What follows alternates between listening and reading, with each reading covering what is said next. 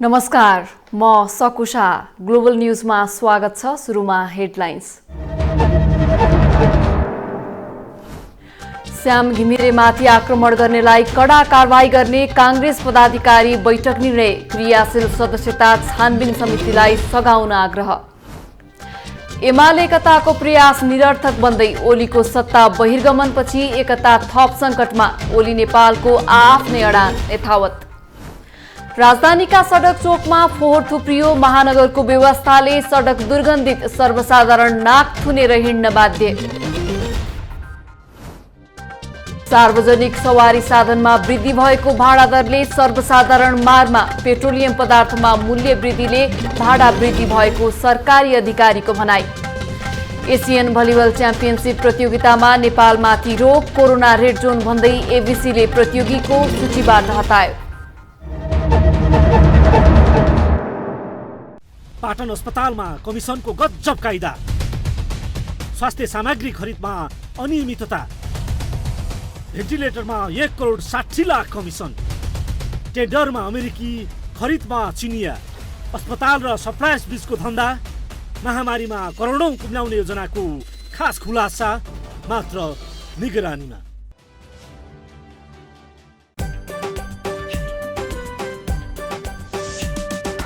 जंगल जंगल हिँड्छ, गिट्ठा भ्याकुर खान्छ। जंगल जंगल हिँड्छ, गिट्ठा भ्याकुर खान्छ। हामीलाई देख्न साथ हिक्कु पिताङ भन्छ। हामीलाई देख्न साथ हिक्कु पिताङ भन्छ। हिक्कु हिक्कु हिक्कु पिताङ, हिक्कु हिक्कु हिक्कु पिताङ, हिक्कु पिताङ।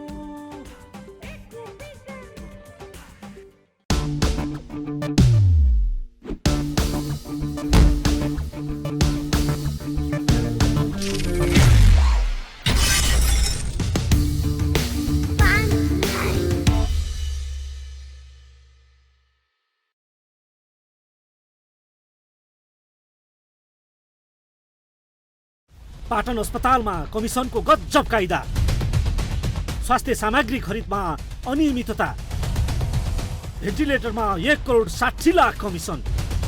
टेन्डरमा अमेरिकी, खरिदमा चिनिया। अस्पताल र सप्लायर्स बीचको धन्दा। महामारीमा करोडौं कुम्ल्याउने योजनाको खास खुलासा मात्र निगरानीमा। शिक्षाका कुरा कक्षा कोठादेखि नीति निर्माण र कार्यान्वयनसम्म। विद्यालय र विश्वविद्यालय शिक्षाको साङ्गो पाङ्गो विश्लेषण। विद्यार्थी, अभिभावक र सरकारवालाहरूको साझा चौतारी हो कार्यक्रम शैक्षिक विश्लेषण ग्लोबल टेलिभिजन एचडीमा।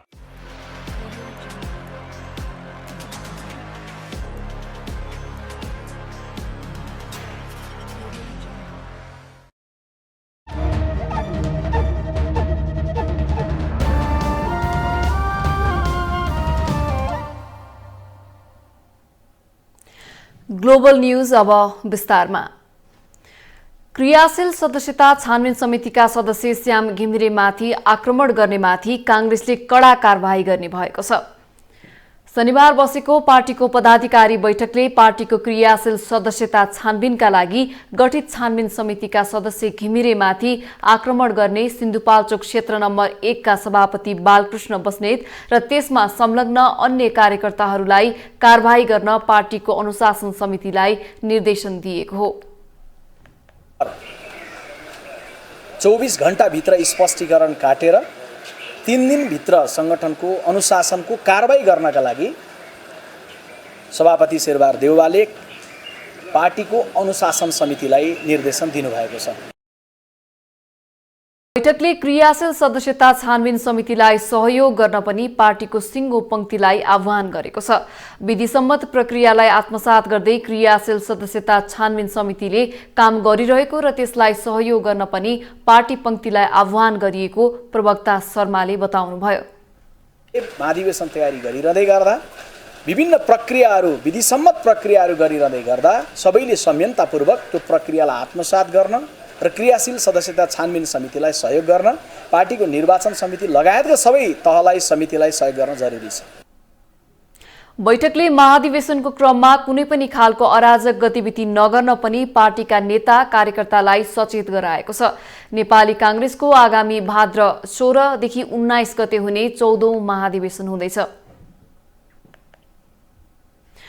सरकारबाट बाहिरिए लगत्तै एमाले अध्यक्ष ओलीले पार्टी वरिष्ठ नेता नेपालसँग कुनै पनि सम्झौता नगरी अगाडि नबढ्ने रणनीति लिएका छन्। असन्तुष्ट पक्षका नेताहरूले 10 बुँदे प्रस्ताव कार्यान्वयनका लागि नेपालसँग सहमति गरेर अगाडि बढ्न आग्रह गरे पनि ओलीले त्यसलाई इन्कार गरेपछि एमाले एकटा टाढिँदै गएको छ। शुक्रबारको एमाले स्थायी कमिटी बैठकमा नेपाल पक्षका नेताहरूले बैठक स्थगित गर्न आग्रह गरे। नेता डाक्टर भीम रावलले अध्यक्ष केपी शर्मा ओलीलाई बैठक स्थगितका लागि आग्रह गरे पनि उनको कुनै सुनवाई भएन। एमालेको स्थायी कमिटी बैठकले 10 सदस्यीय कार्यदल पनि खारेज गरिदियो। कार्यदलले तयार पारेको प्रस्तावमा ओली केही लचिलो थिए, तर सत्ताबाट बाहिरिएपछि ओली रणनीति आक्रामक बनेको छ। सार्वजनिक कार्यक्रममा ओलीले नेता नेपाललाई कहीं कतै क्षम्य नहुने बताइसकेका छन्। शुक्रबार एकलौटी स्थायी कमिटी र संसदीय दलको बैठक राखेर ओलीले सर्वोच्च अदालतको निर्णयमाथिको पार्टी दृष्टिकोण मात्र तय गरेका छैनन्, नेपालसँग अब कुनै नयाँ सहमति नगर्ने सन्देश पनि दिइसकेका छन्। सत्ताबाट बहिर्गमनपछि बालुवाटारबाट बालकोट पुगेको दिन ओलीले आत्मआलोचना गरे पनि नेपाललाई एमालेमा कुनै स्थान नरहेको अभिव्यक्ति दिएर आफ्नो सम्भावित रणनीतिबारे संकेत गरेका थिए। पार्टीभित्रकै असहयोगका कारण सत्ताच्युत हुनु परेको निष्कर्षमा पुगेका ओली समूह नेपाल समूहसँग आक्रोशित छन्। आधा भन्दा बढी जसो केपी ओलीसँगै एमालेमै रहेर अगाडि जाने भन्ने प्रतिबद्धता देखिन्छ आन्तरिक रूपमा, र बाह्य रूपमा माधव नेपालजीहरूले त्यो 10 बुँदे कार्यदलको सहमतिलाई पनि कार्यान्वयन नगर्ने र प्रचण्डसँगै सत्ती जाने प्रतिबद्धता माधव नेपालको भइसकेपछि यहाँनिर आएर प्रश्न उठेको छ। वरिष्ठ नेता नेपालले 10 बुँदे कार्यान्वयनका लागि पार्टी निर्णयमा स्वामित्व र सांगठनिक शक्ति सन्तुलनको माग गरेका थिए। सोही अनुसारको जिम्मेवारी बाँडफाँडमा विश्वसनीय आधार खोजे पनि ओलीले त्यसलाई पनि इन्कार गरिसकेका छन्। जबकि सर्वोच्च अदालतको मुद्दा फैसलाको अघिसम्म ओलीले कार्यदल मार्फत छिटो सहमति गरेर नेपाल सहित असन्तुष्ट सांसदहरूको हस्ताक्षर फिर्ताको सन्देश दिन खोजेका थिए, तर उनको त्यो योजना सर्वोच्चको फैसलाले धुजा बनाइदियो। सर्वोच्चको फैसला पूर्व ओलीले नेपालसँग बेग्लै छलफल गर्नुका साथै स्थायी कमिटी बैठक समेत पटक पटक स्थगन गरेका थिए, तर सर्वोच्चको फैसलापछि ओली नेपाल समूहसँग चिडिएका छन्। ओली पक्षले नेपाल पक्षकै आग्रहमा पटक पटक बैठक स्थगन गर्दा पनि पुरानै अवस्था दोहोरिएकाले अगाडि बढ्न बाध्य भएको जिकिर गरेको छ। सर्वोच्च अदालतको तर्फबाट संविधानको धारा उपधाराको अपव्याख्या गरेको र जनादेशलाई पूर्ण रूपमा इन्कार गर्दै लोकतन्त्रलाई उपहास गरेको ओली समूहको निष्कर्ष छ। यति मात्र होइन, सर्वोच्चले राजनीति गरेको भन्दै निर्दलीयताको पक्षमा ओकालत गरेको समेत ओली समूहले दोष लगाएको छ। यसरी पछिल्लो राजनीतिक घटनाक्रम हेर्दा ओली र नेपाल समूह एकै ठाउँमा आउने सम्भावना क्षीण बन्दै गएको छ। नेपाल समूहले संविधानको रक्षाका लागि कंग्रेसलाई सघाएको बताउँदै आएको छ। यद्यपि ओली समूह नेपाल समूहको कुनै पनि तर्क समेत सुन्न तयार छैन, जसले गर्दा यी समूह बीच हुने भनिएको एकता असम्भव हुँदै गएको हो। अहिले जुन नेकपाले एउटा कार्यदल तयार गरेको थियो, नेपाल कम्युनिस्ट पार्टी एमाले, त्यो कार्यदलले गरेको को आधारमा कमरेड केपी ओलीज्यू नचलेको कारणले यो एकता हुन सक्ने सम्भावना टरेको छ। किन टरेको छ भने उहाँ अस्ति प्रधानमन्त्रीबाट बाहिर आउने बित्तिकै, प्रधानमन्त्री पद खोज्ने बित्तिकै असाध्यै छटपटाहट भएर उहाँले चाहिँ गद्दार भनेर भीम रावल, माधव नेपाल लगायत यो लाइनका सम्पूर्ण नेताहरूलाई उहाँले लक्षित गरेर बोल्नुभएको छ र पार्टीमा माधव नेपाल पक्षका कुनै पनि व्यक्तिहरूलाई ठाउँ छैन भनेर बोल्नुभएको र हिजो चाहिँ स्थायी कमिटीको बैठक, आज स्थायी कमिटीको अब भोलि बैठक राख्ने भनेको छ, त्यसै गरी केन्द्रीय कमिटीको बैठक राख्ने भनेको छ, संसदीय दलको बैठक राखिसकेका छन्। यो कुनै पनि माझ पक्षका नेताहरूसँग छलफल सरसल्लाह नगरिकन एक्लौटी ढङ्गले बढ्न खोजेको अहिले हाम्रो पार्टीको एकताको सम्भावना टर्दै गएको छ। तैपनि हामी प्रयासरत छौँ। ओलीले देउबा सरकारलाई समर्थन नगर्ने बताइसकेको छ। स्थायी कमिटी र संसदीय दलको बैठकले रचनात्मक प्रतिपक्षमा बस्ने निर्णय गरेको छ। तर नेपाल समूह देउबालाई दिएको वचन पूरा गर्ने दाउमा छन्। यसरी दुई समूह दुईतिर मुख फर्काएको अवस्थामा पार्टी एकता कसरी सम्भव होला र? ग्लोबल टेलिभिजनका लागि विनिता केसीको रिपोर्ट। सत्तारूढ नेपाली कांग्रेस संसदीय दलको बैठक आइतबार बस्ने भएको छ। आइतबार दिउँसो 2 बजे संघीय संसद भवन बानेश्वर स्थित लोत्से हलमा दलको बैठक बस्ने कांग्रेस संसदीय दलका सचेतक पुष्पा भुसालले बताइन्। पुनर्स्थापित प्रतिनिधि सभा बैठक आइतबार अपराह्न 4 बजे नयाँ बानेश्वरमा बस्दैछ। नेकपा माओवादी केन्द्रले पनि आइतबार बिहानका लागि संसदीय दलको बैठक बोलाइएको छ। मन्त्री परिषदको सिफारिसमा राष्ट्रपति विद्यादेवी भण्डारीले बिहिबार साउन 3 गतेका लागि संघीय संसदका दुवै सदनको अधिवेशन आह्वान गरेकी थिइन्। नेकपा एमाले केन्द्रीय कमिटिको बैठक बोलाएको छ। सोमबार दिउँसो 11 बजे ललितपुरको च्यासल स्थित तुलसीलाल स्मृति भवनमा बैठक बोलाइएको एमाले कार्यालय सचिव शेरबहादुर तामाङले बताए। तामाङका अनुसार बैठकका एजेन्डाको विषयमा छलफल गर्न आइतबार स्थायी कमिटिको बैठक बोलाइएको छ। बैठक बिहान 11 बजे च्यासलमै बस्ने भएको छ। आइतबारको स्थायी कमिटी बैठकका लागि माधव नेपाल पक्षका नेताहरूलाई पनि खबर पठाइएको छ। सोमबार बैठकका लागि भने आइतबार मात्र खबर गरिने उनले बताए। सचिव तामाङले जेठ 2 गतेपछिको केन्द्रीय कमिटी बैठक बोलाइएको बताए। शुक्रबार पनि एमालेको स्थायी कमिटी बैठक बसेको थियो। बैठकमा माधव नेपाल पक्षीय नेताहरू भने सहभागी थिएनन्। उनीहरूले बैठक रोकेर सहमतिका साथ अघि बढ्न अध्यक्ष केपी शर्मा ओलीलाई आग्रह गरे पनि ओलीले बैठक नरोकी अघि बढेका थिए। आइतबारको बैठकमा नेपाल पक्षका नेताहरू आउनुपर्ने दायित्व र जिम्मेवारी भएकाले आउने सचिव तामाङको विश्वास छ। बैठकमा साउनमा तय गरिएको विधान अधिवेशनका विषयमा समेत छलफल हुनेछ।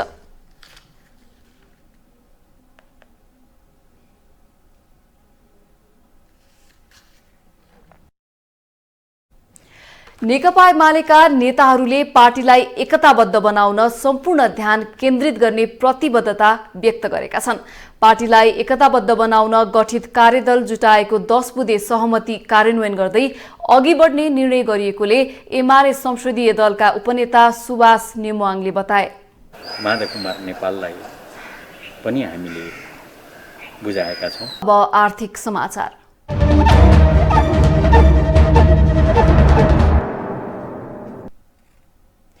लामो समयको निषेधाज्ञामा खुकुलो भएपछि लामो दूरीका सार्वजनिक सवारी साधन पनि चल्न थालेका छन्। सवारी साधन चलेसँगै नयाँ भाडा दर लागू गरिएको छ। सरकारले बढाएको 28% भाडा दर वृद्धिले आम नागरिक भने महँगो यात्रा गर्न बाध्य छन्। सरकारले सार्वजनिक सवारीमा 28% भाडा वृद्धि गरेको छ। त्यसैगरी पहाडमा चल्ने मालवाहक सवारी साधनमा 20% र तराईमा चल्ने मालवाहक सवारी साधनमा 26% भाडा बढाएको छ। एकाएक सरकारी सार्वजनिक सवारी र ढुवानीमा बढाइएको भाडाले आम उपभोक्ता महँगी खेप्न बाध्य भएका छन्। पछिल्लो समय पेट्रोलियम पदार्थमा मूल्य वृद्धि भएको भन्दै भाडा वृद्धि गर्नुपर्ने व्यवसायको दाबी छ।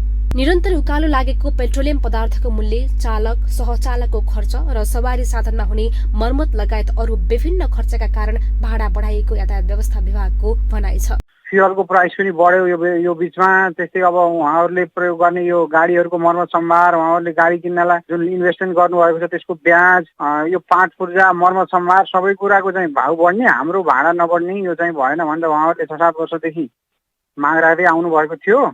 अब त्यही अनुसार चाहिँ हामीले पनि प्राविधिक तरिकाले यसलाई विश्लेषण गरेर हेर्दाखेरि अलिकति चाहिँ मार्केटको अरू चिजको प्राइसको तुलनामा चाहिँ भाडाको दर नबढेको देखिएको हुनाले चाहिँ नि अब मन्त्रालयले हामीलाई यो भाडा वृद्धिको लागि स्वीकृति दियो। त्यो अनुसार चाहिँ भाडा वृद्धि भयो। कोरोनाको महामारीले आम नागरिकको आर्थिक जीवन पनि संकटमा छ। रोजगारी गुमेको छ, उत्पादनमा कमी आएको छ, जसबाट क्रय शक्तिमा कमी आएसँगै आर्थिक जोहो गर्न समेत मुस्किल छ। यस्तो संकटमा आम नागरिकको ढाड सेक्ने गरी सरकारले सार्वजनिक सवारी र ढुवानीमा भाडा वृद्धि गरेको छ। एकाएक सरकारले भाडा बढाउँदा नागरिकले महँगोमा सार्वजनिक सवारी चढ्नु परेको गुनासो गरेका छन्। भाडा मैले पहिला 1000 रुपियाँ आउने जाने गर्थेँ, अहिलेपल्ट आउँदाखेरि मैले 1500 तिरेर आएको छु। म लम्बैबाट आएको। मार्खामा त धेरै पर्यो नि, अब 1200सम्म भनिदिए पनि हुन्थ्यो, त्यो 1500 भन्यो 81 के। त्यही भएर उनीहरूले यहाँ भाडा बढेको भन्ने कुरा भन्नुभयो के अरे यहाँ टिकट काट्नेहरूले। अब बाध्यताले लिनु परिहाल्छ, घर जानु परिहाल्यो। अब धनी मानिहरूलाई त केही फरक पर्दैन होला, अब हामी गरिब खाने मान्छेलाई अलिअलि मर्का परि नै हाल्छ नि। भाडा हामीलाई 2000 को दर, पहिला 1100 प्युठानदेखि काठमाडौँ बिना टिकटको भाडा मात्रै लिएका हुन्। आर्थिक रूपले कमजोर, विपन्न र गरिबहरूले सवारी सेवा लिने भनेको नै सार्वजनिक सवारी साधन हुन्। तर तिनै सार्वजनिक सवारी साधनमा अत्याधिक भाडा वृद्धि गरिएपछि उनै वर्गले मार खान परेको छ। महामारीले सबै अवसर गुमेको बेला राहत दिनुपर्ने सरकारले सबैको पहुँच भएको सार्वजनिक सवारीमा अस्वाभाविक भाडा बढाएर आहत दिएको छ। यसर्थ सार्वजनिक सवारी साधनमा बढाइएको भाडामा सरकारले पुनः विचार गर्न जरुरी छ। ग्लोबल टेलिभिजनका लागि क्यामेरामा सुमन निरोलाका साथ एलिना केसी, काठमाडौँ। निजी क्षेत्रका श्रमिकको न्यूनतम पारिश्रमिक श्रावणदेखि कार्यान्वयनमा आएको छ। सरकारले श्रावण 1 गतेदेखि लागू हुने गरी चिया बगान बाहेकका श्रमिकको न्यूनतम पारिश्रमिक वृद्धि गरी मासिक 15,000 रुपैयाँ पुर्याएको छ। तत्कालीन प्रधानमन्त्री केपी शर्मा ओलीले अन्तर्राष्ट्रिय मजदुर दिवसका दिन श्रमिकको न्यूनतम पारिश्रमिक वृद्धि गरी 15,000 पुर्याउने घोषणा गरेका थिए। अब श्रमिकले आधारभूत पारिश्रमिक बापत 9,385 रुपैयाँ र महँगी भत्ता बापत 5,615 रुपैयाँ गरी मासिक 15,000 रुपैयाँ पाउने भएका हुन्। दैनिक ज्यालादारीमा काम गर्ने श्रमिकको आधारभूत पारिश्रमिक 361 रुपैयाँ र महँगी भत्ता 216 रुपैयाँ गरी प्रतिदिन 5,077 रुपैयाँ पाउनेछन्। यस्तै घण्टाको हिसाबले काम गर्ने श्रमिकको आधारभूत पारिश्रमिक 48 रुपैयाँ र महँगी भत्ता 29 रुपैयाँ गरी प्रति घण्टा 77 रुपैयाँ पुगेको छ। यसअघि श्रमिकको न्यूनतम पारिश्रमिक मासिक 13,450 रुपैयाँ थियो। श्रम ऐन 2074 मा प्रत्येक 2 वर्षमा श्रमिकको न्यूनतम पारिश्रमिक पुनरावलोकन गर्ने प्रावधान छ। अब इन्टरनेशनल समाचार।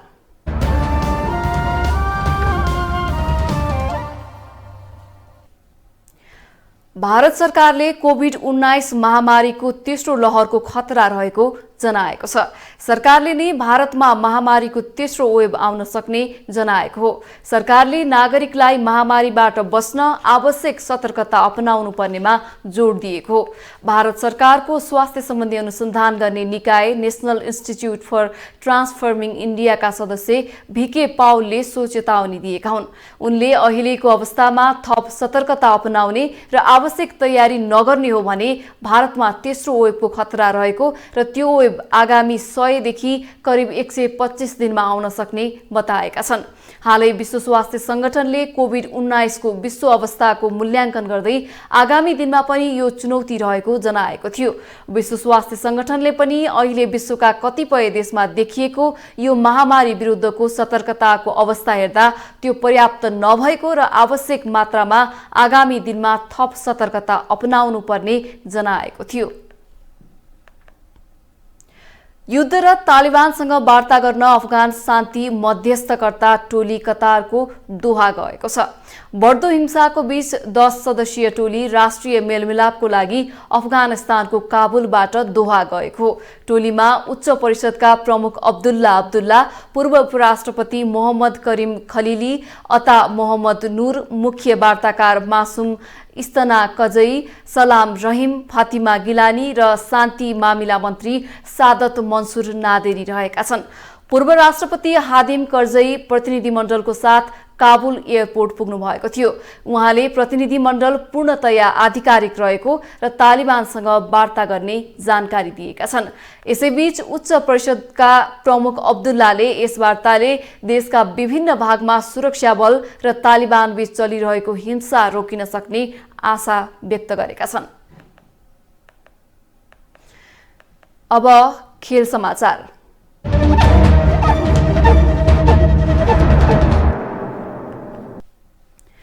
एसियन भलिबल च्याम्पियनसिपमा नेपालले सहभागिता जनाउन नपाउने भएको छ।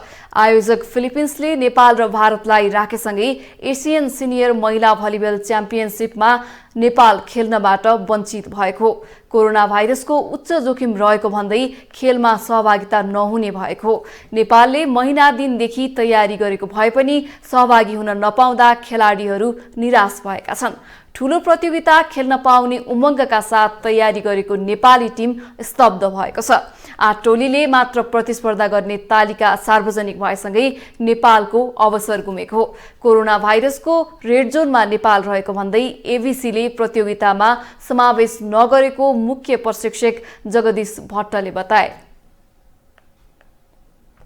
एउटा एम पनि किन हुन्छ भने एक युगमा एकचोटि त्यो चान्स आउने हो र खेलाडीको पिक फर्म भनेको 5 देखि 7 वर्ष हो। भोलिको दिनमा यस्तो अपर्च्युनिटी पाउने कि नपाउने र हामीले खेल्न पाउँछ कि पाउँदैन भन्ने कुराहरूले पनि यसमा चाहिँ अलिकति समस्या पारे हुनाले अन्तिम समयमा आएर महिला टोलीले एसियन च्याम्पियनसिप खेल्ने मौका गुमाउँदा खेलाडी निराश भएको कप्तान अरुणा साईले बताइन्।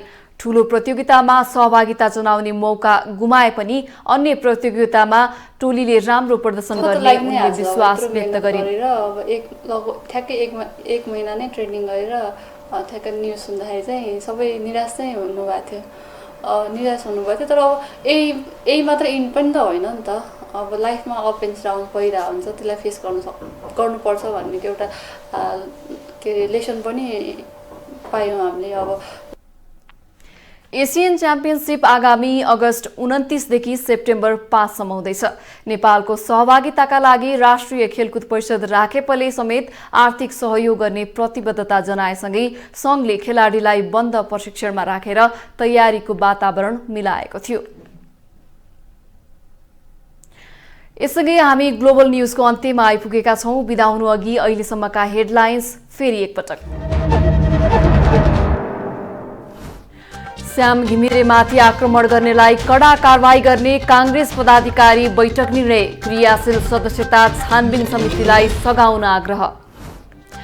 एमाले एकताको प्रयास निरर्थक बन्दै ओलीको सत्ता बहिर्गमनपछि एकता थप संकटमा। ओली नेपालको आफ्नै अडान यथावत। राजधानीका सडक चोकमा फोहोर थुप्रियो। महानगरको व्यवस्थाले सडक दुर्गन्धित, सर्वसाधारण नाक थुनेर हिँड्न बाध्य। सार्वजनिक सवारी साधनमा वृद्धि भएको भाडा दरले सर्वसाधारण मारमा। पेट्रोलियम पदार्थमा मूल्य वृद्धिले भाडा वृद्धि भएको सरकारी अधिकारीको भनाई। एसियन भलिबल च्याम्पियनसिप प्रतियोगितामा नेपालमाथि रोक। कोरोना रेड जोन भन्दै एबिसीले प्रतियोगीको सूचीबाट हटायो। ग्लोबल न्युज सकियो। ग्लोबल टेलिभिजन फेसबुक र युट्युबमा प्रत्यक्ष हेर्न सक्नुहुनेछ। नमस्ते।